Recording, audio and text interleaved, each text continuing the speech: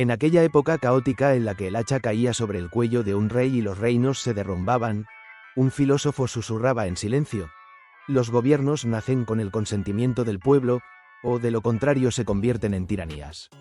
Estas valientes palabras de John Locke encendieron las revoluciones y aún hoy siguen dando forma a nuestras luchas por la libertad. ¿Qué les parece si revivimos juntos su rebelión racional? Vean el vídeo y dejen volar su imaginación. Bienvenidos al canal de YouTube Parada de Filosofía. Soy Camila López. Y yo, Santiago García. Un placer estar aquí, Camila. Igualmente, Santiago. Oye, ¿alguna vez has pensado cómo las épocas más turbulentas, no sé, de guerras, de revoluciones, pueden a veces dar lugar a las ideas más profundas? Pues sí, es curioso, ¿verdad? Parece que en medio del caos algunas mentes encuentran una claridad especial. Exacto. Y hoy vamos a hablar de una de esas mentes, John Locke, un filósofo británico del siglo XVII que vivió precisamente una época súper convulsa en Inglaterra. Desde luego, hablamos de 1632 a 1704.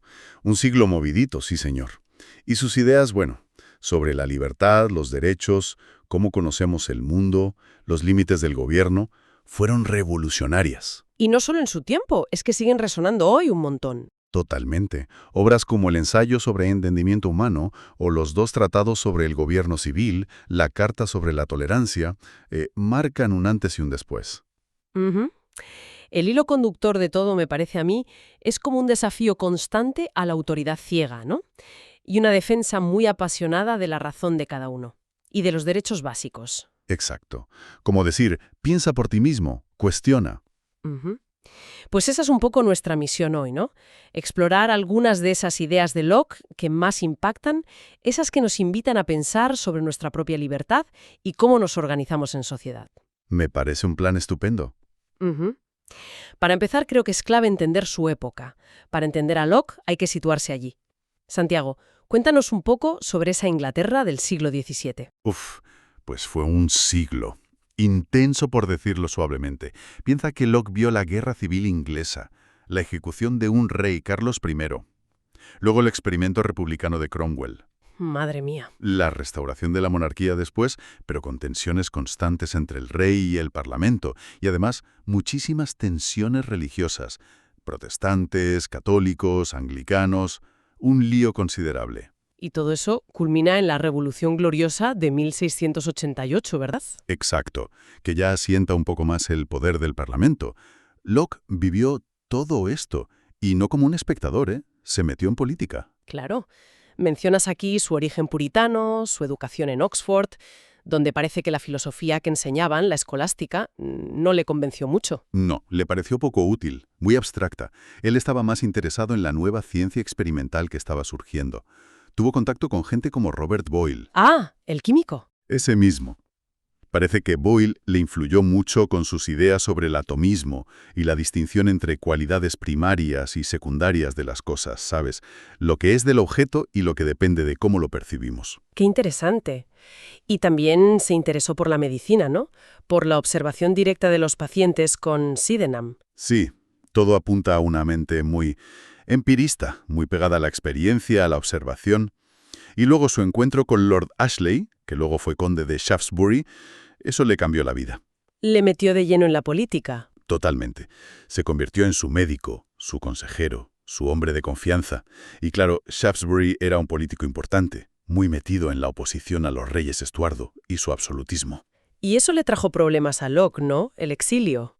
Sí. Por su relación con Shaftesbury y sus ideas, tuvo que exiliarse en Holanda unos años. Y fue allí, en ese contexto de activismo político y exilio, donde parece que escribió o pulió sus obras políticas más importantes, como los dos tratados. O sea que el contexto no es solo un decorado, es que está en el meollo de sus ideas. Entendido. Bueno, antes de seguir, un pequeño inciso. Esperamos que los espectadores que aún no se hayan suscrito al canal lo hagan para apoyarnos y seguir descubriendo juntos más filósofos e ideas. Eso, animaos a suscribiros. Vale, volvamos a Locke. Una de sus ideas más famosas que mencionas en el ensayo sobre el entendimiento humano es la de la mente como una pizarra en blanco, la tabula rasa. Sí, esa es fundamental. Rompe totalmente con la idea de que nacemos con con ideas innatas, con principios ya puestos en la mente por Dios o la naturaleza, que era algo que defendían muchos filósofos antes, y también los racionalistas como Descartes. Ujú. O sea que Locke dice, naces y tu mente está vacía. Exacto. Una pizarra en blanco o un papel en blanco, dice él. No hay nada escrito de antemano.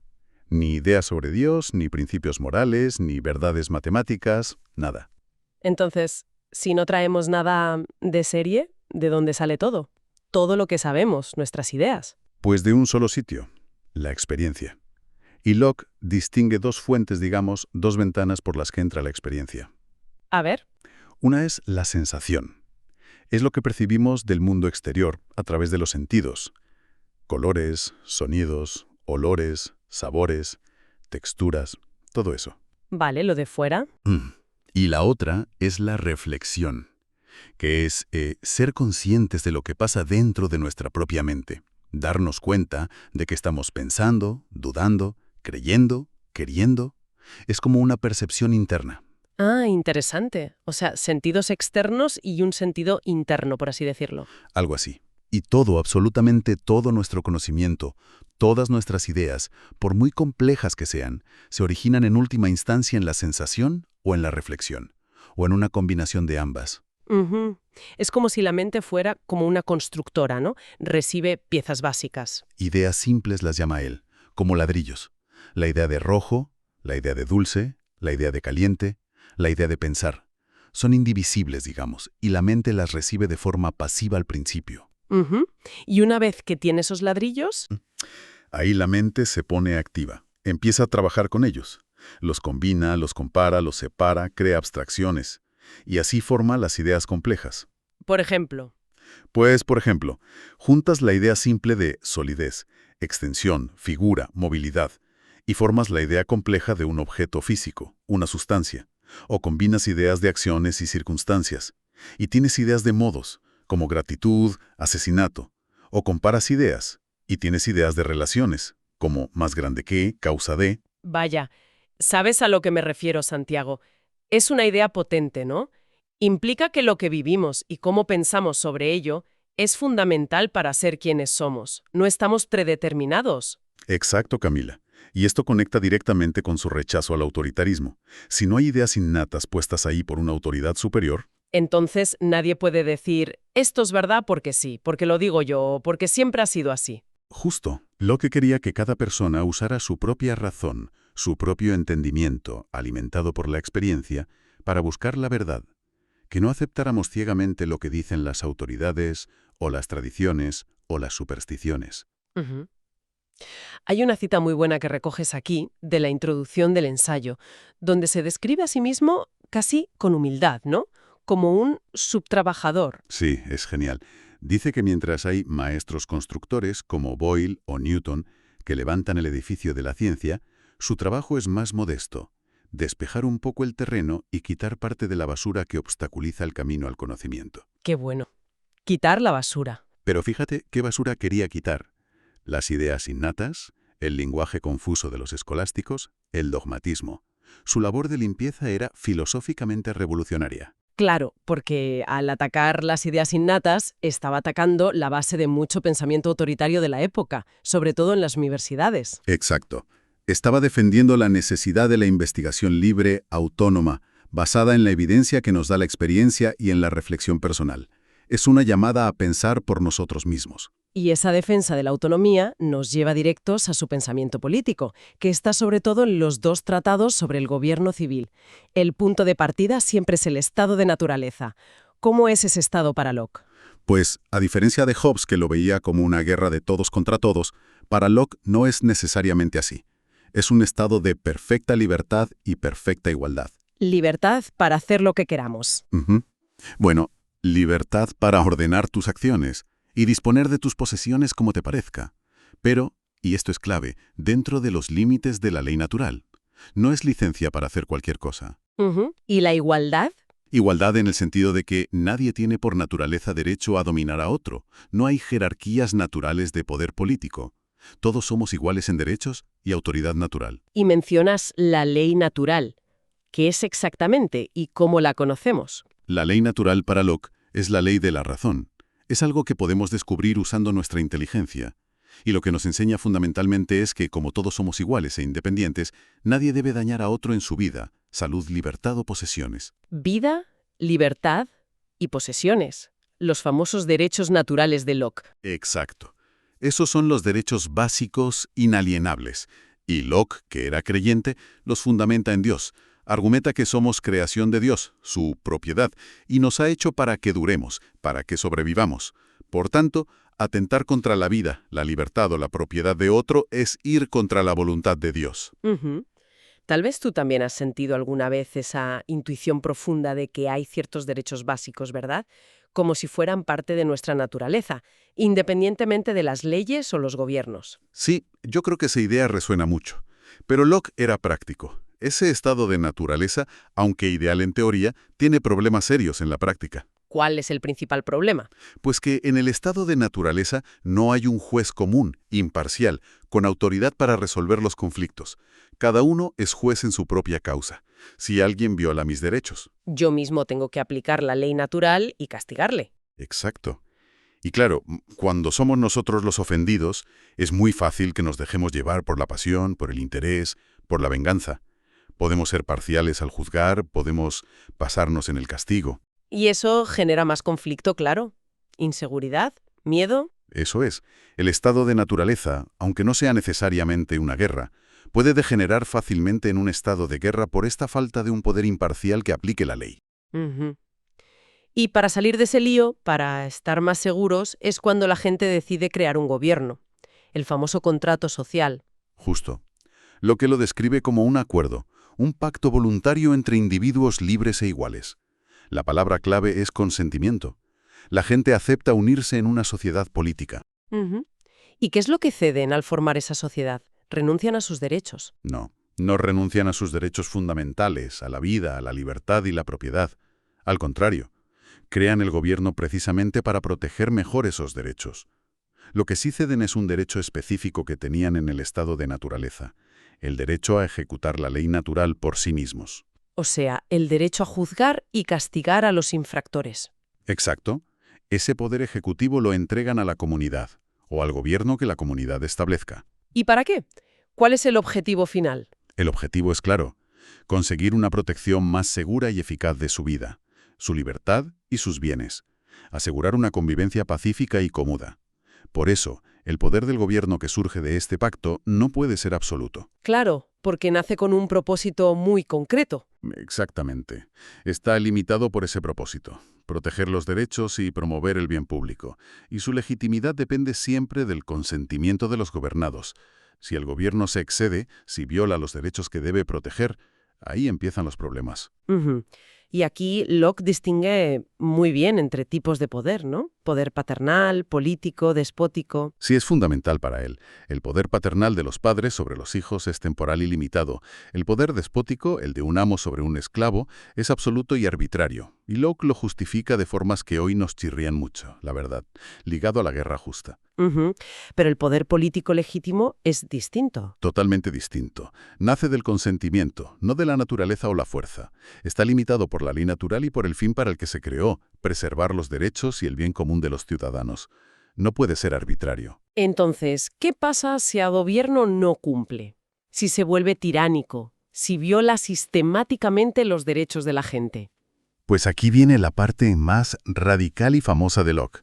Si el gobierno rompe el pacto, si abusa de su poder y actúa en contra de los fines para los que se le dio confianza, Deja de ser legítimo. exacto, se convierte en un agresor. Se pone en estado de guerra contra el pueblo al que debería servir. ¿Y entonces? ¿El pueblo puede? El pueblo recupera el poder que se dio y tiene el derecho a resistirse, incluso a usar la fuerza para deponer a ese gobierno tiránico. Es el famoso derecho a la rebelión, o como lo llama Locke, apelar al cielo. Apelar al cielo. Suena potente. Lo es. Significa que cuando ya no hay un juez en la tierra al que recurrir contra la opresión del propio gobierno, solo queda Dios como juez y la fuerza como último recurso. Hay que pensar que Locke escribe esto en plena crisis política en Inglaterra, la crisis de exclusión, donde se debatía si un católico podía heredar el trono. Sus ideas daban una justificación teórica muy fuerte a la resistencia contra un poder considerado ilegítimo. Una idea que, vamos, inspiró revoluciones enteras después, la americana, la francesa. Sin duda. Tuvo un impacto enorme. Pero Locke no solo habló de política, también de religión. Su carta sobre la tolerancia, otro pilar suyo. Sí, fundamental. En una Europa que venía de siglos de guerras de religión terribles, y en un momento en que en Francia se había revocado el edicto de Nantes que protegía a los protestantes. Locke defiende con mucha fuerza la tolerancia religiosa. ¿Cuál es su argumento principal ahí? Pues la separación entre la Iglesia y el Estado, básicamente. Dice que el gobierno, el magistrado civil, tiene que ocuparse de los intereses civiles, la vida, la libertad, la salud, la propiedad, esas cosas. Lo terrenal, digamos. Eso. Y que no tiene nada que decir sobre la salvación del alma. Eso es un asunto personal, entre cada individuo y Dios. La fe es una cuestión de convicción interna. Y por eso el gobierno no puede imponer una religión por la fuerza, ¿no? Claro, porque la fuerza, que es la herramienta del gobierno, puede obligarte a decir que crees algo, a ir a una iglesia determinada, pero no puede cambiar tu convicción interna, no puede producir una fe genuina. Solo produce hipocresía. Entonces, Exacto. Además, dice Locke, ¿quién es el gobernante para decidir cuál es la religión verdadera? Cada iglesia cree ser la auténtica. Imponer una por la fuerza es irracional y va en contra de la propia religión, que busca una piedad sincera. es un argumento muy sólido por la libertad de conciencia. Pero, ojo, que su tolerancia tenía límites, ¿verdad? Sí, eso es importante señalarlo. Locke no era tolerante con todos. Excluía principalmente a dos grupos, los católicos y los ateos. ¿Por qué? Bueno, a los católicos los veía como un peligro político. Creía que debían lealtad a un poder extranjero, el Papa, y que eso amenazaba la soberanía del Estado inglés. Una visión muy de su época, claro. ¿Y a los ateos? A los ateos los excluía porque pensaba que si no crees en Dios, entonces los juramentos, las promesas, los contratos, no tienen una base sólida. Y sin esa confianza básica, la sociedad no puede funcionar. Creía que la moralidad dependía de la creencia en Dios. Hoy nos puede chocar un poco esas exclusiones, la verdad. Sí, desde nuestra perspectiva actual, su tolerancia era limitada. Pero en el contexto del siglo XVII, defender la tolerancia para la mayoría de las sectas protestantes, que era lo que él hacía principalmente, fue un paso de gigante. Desde luego. Bueno, Santiago, si recapitulamos, hemos tocado un montón de ideas clave de Locke. La mente como pizarra en blanco, el conocimiento por experiencia, la razón individual contra la autoridad ciega, los derechos naturales a la vida, libertad y propiedad. El gobierno legítimo basado en el consentimiento y con límites muy claros. El derecho a rebelarse contra la tiranía si esos límites se rompen. Y la defensa de la tolerancia religiosa, aunque con matices. ¡Uf, qué legado! Un legado inmenso, sí. Locke puso las bases de gran parte del pensamiento liberal que vino después. Dio argumentos y un lenguaje para defender la libertad del individuo frente al poder que siguen siendo súper relevantes hoy en día. Totalmente. Ideas que inspiraron revoluciones y que todavía definen muchos debates actuales sobre justicia, sobre libertad, sobre los límites del Estado. Exacto. Y para terminar, Santiago, una última reflexión que me sugiere todo esto, sobre todo su insistencia en la evidencia. Locke decía que debemos creer en algo en proporción a la evidencia que tengamos, ¿no? Sí, era muy insistente en eso. No dar por sentado nada sin examinar las pruebas, sin usar la razón. Pues yo me pregunto, en nuestra época, que estamos inundados de información, de opiniones, de fake news a veces, ¿reflexionamos lo suficiente sobre esto? ¿Cuánto de lo que creemos se basa de verdad en nuestra propia razón y en el examen de la evidencia, como quería Locke? Es una pregunta muy pertinente, Camila. ¿Y cuánto se basa en, no sé, en la autoridad de quien lo dice, en la costumbre, en lo que piensa nuestro círculo cercano? Es fácil caer en aceptar las cosas sin más. Locke nos daría un toque de atención, seguro. Nos diría, oye, usa tu entendimiento, examina los fundamentos de tus creencias. Pausa breve. Es algo en lo que pensar, desde luego. Pues ahí lo dejamos. Si quieres que sigamos explorando todo esto juntos, suscríbete a Parada de Filosofía. Y cuéntanos en los comentarios qué piensas sobre este tema. ¿Qué idea de Locke te ha llamado más la atención? ¿Te parece actual su pensamiento? Compartir tu opinión nos ayuda muchísimo a crear episodios que realmente conecten contigo y con lo que te inquieta. Muchas gracias por acompañarnos en esta parada. Gracias, Santiago. Ha sido un placer como siempre. Hasta la próxima. Hasta pronto.